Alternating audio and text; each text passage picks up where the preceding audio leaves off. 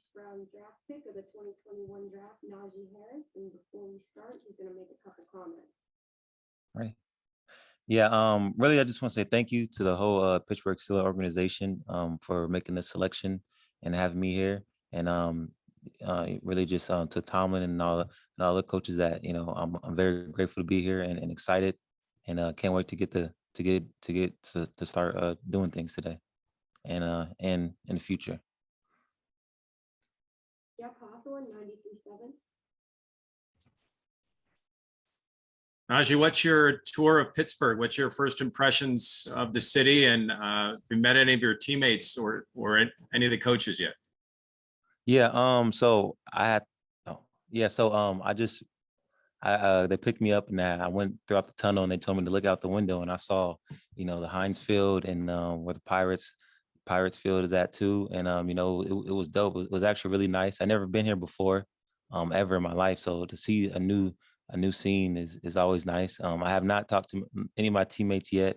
Well, I guess I did talk to Bugs through social media and Minka a little bit.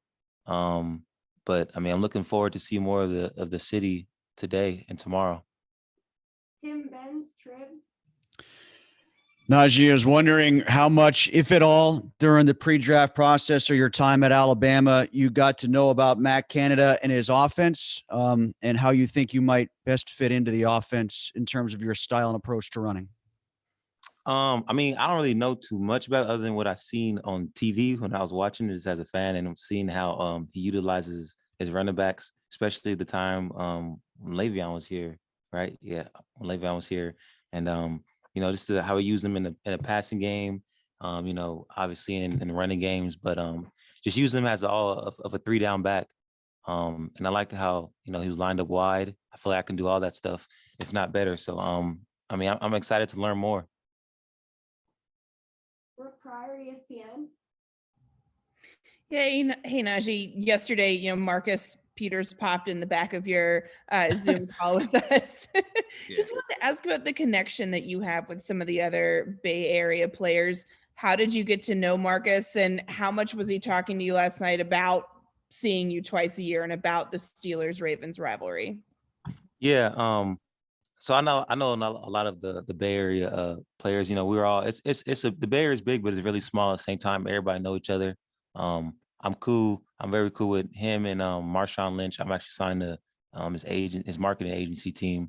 But it's not really like a marketing agency. We're more of just a family in a way. They knew me since I was a kid. When I used to stay in Oakland, Marcus knew my family. And Marshawn, I knew him when I was all the way through high school. But throughout the draft, he was just saying, like, yo, like, it's all right, like you're gonna be all right. You're gonna go to Steelers. I'm gonna play you twice a year, all that stuff. He was just saying, brotherly talk, just talking to me how, he gonna have his other 10 players, come up and hit me and stuff like that, because he not. And then and just stuff like that though. But we all cool though. Those are all my big brothers. Ray Fittipaldo, Post-Gazette. Hi, Najee. I was wondering, the hardships that you faced in your childhood, how did that help shape you as a person, and did that motivate you in football to, did you want to someday, help provide for your family because of that? Can you ask that question again? Ray, you're cutting out. Can you repeat the question? I'm sorry. I asked Najee, how did the hardships that you faced in your childhood, how did that help shape the person you become today? How did the hardships matter? It helped shape me in a lot of ways. I feel like somebody's not really, tempered or pressured in a way if he doesn't go through something hard in your life. I've been through a lot of stuff in my life that was difficult and had to overcome a lot of obstacles. But it was for the better, the good. So I guess it really helped me in a way in football because, in football, you're going to go through a lot of adversity. I went through a lot of adversity when I was a kid. But just being able to overcome it, shows you how much strength that you have to overcome things. And it shows you that, if you can get through these things in life, then you can get through these things in football. And, you know, obviously, like I said, football, you're going to have a lot of obstacles that you're going to have to overcome, especially now being in the NFL. You know, there's a lot more talent. There's a lot more details that you got to focus on as a player. So, you know, me being grown up, being raised and overcoming all those things really helped out a lot. And now right now that I'm playing football, it really helped me get through a lot of stuff. Alan Saunders, Pittsburgh Sports Now. You know, when you made the decision to go to Alabama, I mean, obviously top school in the country, you know, bar none, but that took you, pretty far away from your hometown and your roots. You know, this is going to be another kind of step, I guess, in that path. How do you feel like you kind of done being on your own, and how excited are you to be kind of a young professional, I guess, for the first time and out of that kind of college environment and a new step in your life personally? Yeah, I mean, like I said, I had to overcome a lot of things when I was young. So at the same time, I had to grow up fast too. So me staying alone, or like, you know, I stayed alone in Alabama, me going living far from home, it wasn't really an issue. I did get homesick, I can't lie, but I mean, like, you know, it's just part of growing up. And you know, you're experiencing new things, and you're stepping into a mature part of your life. That's what I did at Alabama. A lot of things I knew that, you know, if I want to make it to the next level, that I mean, there's a chance that I'm not going to be playing back home. So I mean, I might as well just get used to, you know, traveling, you know, different places and get out of my comfort zone.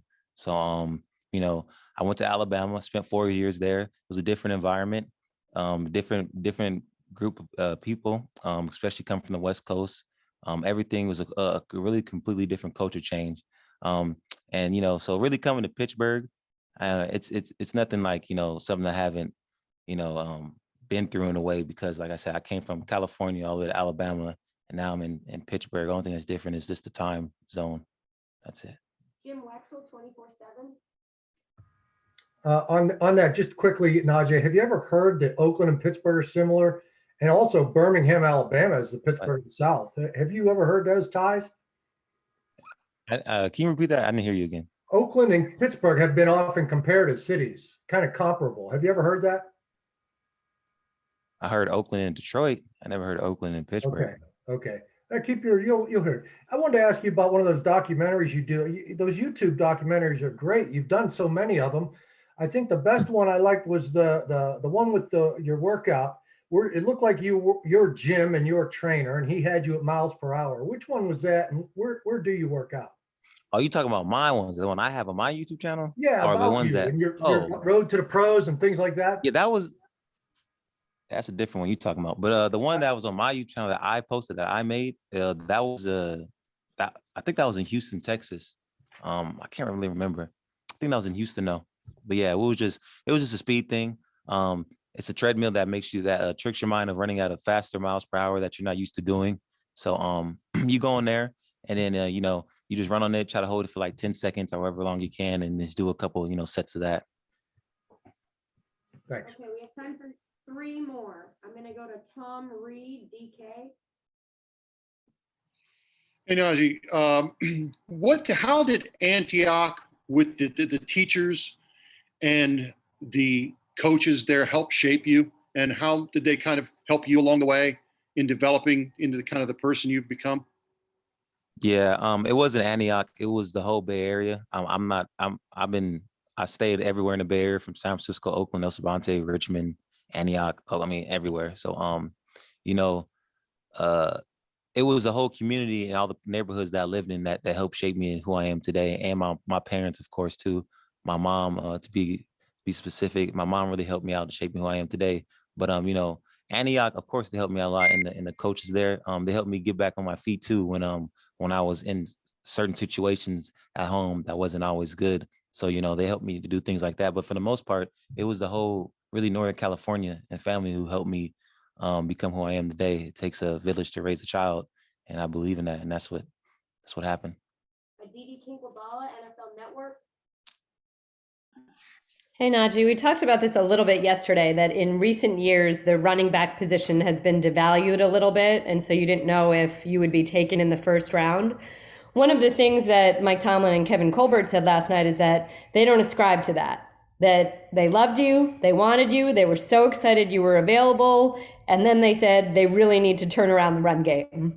So what do you think of that responsibility? And what do you think is the statement in there saying that they don't care if running backs aren't usually taken in the first round? They loved you that much. Well, I agree with them. I honestly don't think that running back should be devalued. I never did believe in that at all. That's just what I guess that's just what the media is saying. I'm glad that they think the same way as me now too. Obviously the running game last year was something that wasn't so good last year. But us as a team and now that I'm here, we're going to try to find ways to work on that to make it be better. But I'm just glad that I'm here and I'm a Steeler. AP Stedman, WHEP. AP Stedman. Yeah. This man follows me everywhere, dude. Hey, High Najee, school. congratulations to you. What's up with it? I'm good, Najee. Good. Congratulations to you. Appreciate that. Najee, I ran into Franco Harris today in Cleveland here, and he's really happy you're part of the team. So just wanted to let you know. You probably heard that. But Najee, have you ever played in the snow? And have you ever met assistant head coach John Mitchell and his significance to the University of Alabama? I played in the Hill before in Seattle. Yeah. The guy from Alabama. And didn't I just meet him? Oh, okay. I don't think I've met that coach yet. I later just got here like an hour ago, and they're still doing the draft day things. So there's gonna be a time where I meet everybody, but like I said, it's still a busy day. The draft is still much alive, and there's still great players in there. So I'll see when I see him. Yeah, he's the first African-American, Najee, to play for the University of Alabama. And you'll love this. He's from LA, Lower Alabama. All right, guys.